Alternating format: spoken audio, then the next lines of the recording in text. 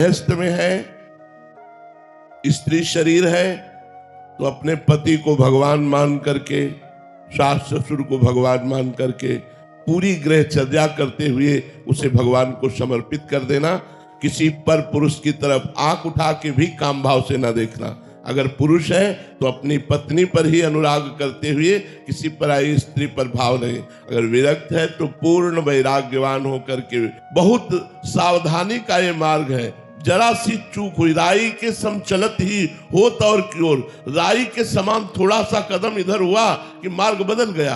पता ही नहीं चलता कि हमसे गलती हो रही है, हम चूक कर रहे हैं। इसलिए सदैव गुरुदेव की शरण में रहे और सदैव संतों का सानिध्य प्राप्त करता रहे।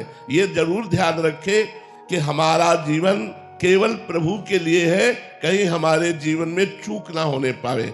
ये सावधानी सबको बनाए रखनी है। संत महात्माओं से सत्संग करना है और दूरी बनाकर भजन करना है। उनको भी भजन करने दो और आप भी भजन करो, नहीं तो त्रुटि हो जाएगी।